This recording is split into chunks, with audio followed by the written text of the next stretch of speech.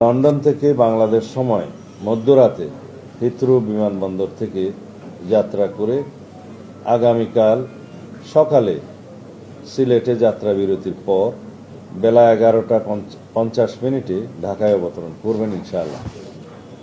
বিমানবন্দরে তাকে অনাড়ম্বর অভ্যর্থনা জানাবেন বিএনপির স্থায়ী কমিটির সদস্যবৃন্দ।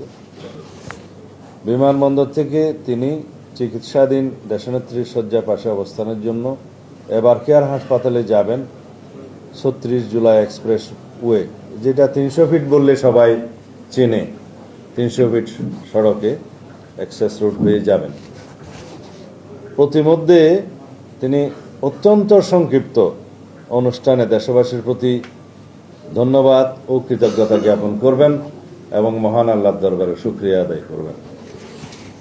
আমরা জানি আমাদের শত চেষ্টায়ও প্রিয় নেতাকে একবার দেখার দুর্নিবার আকর্ষণে 17 বছর ধরে অপেক্ষমান দেশের সকল প্রান্ত থেকে আসা লক্ষ লক্ষ জনতার রাজধানীমুখী জনস্রোত প্রশমনের সাধ্য আমাদের নেই।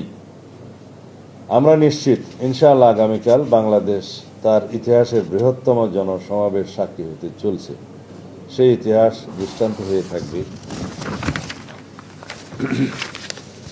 এই সুবিশাল আয়োজন নিশ্চিদ্র বা ত্রুটিহীন করা আমাদের এই ক্ষুদ্র কমিটি এমনকি বৃহৎ দলের পক্ষেও সম্ভব নয়।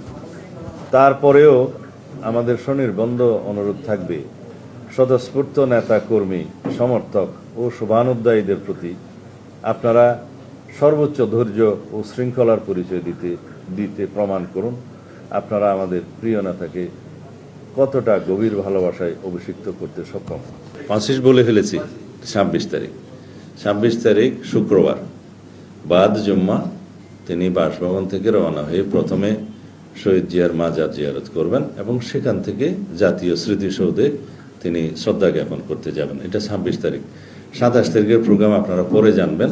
সেদিন অন্যান্য অনুষ্ঠানের মধ্যে আমি শুধু আপনাদেরকে আগাম টাইমিং ছাড়া এখন বলতে পারি যে আমাদের সেদিনের অনুষ্ঠানের মধ্যে 27 তারিখে তিনি এনআইডি কার্ড এবং ভোটার হওয়ার সমস্ত কাজগুলো সেদিন করবেন। এরপরে শহীদ উসমান হাদির কবর জিয়ারত করবেন এবং যাওয়ার পথে তিনি পঙ্গু হাসপাতালে জুলাই অভ্যুত্থানের যে কর্মসূচি পঙ্গু হাসপাতালে যাওয়া, তাদেরকে দেখতে যাওয়া সেটা, এবং এরপর আরেকটি অনুষ্ঠান হবে, সেটা এখনো আমরা বিস্তারিত ঠিক করি না, আপনাদেরকে যথাসময়ে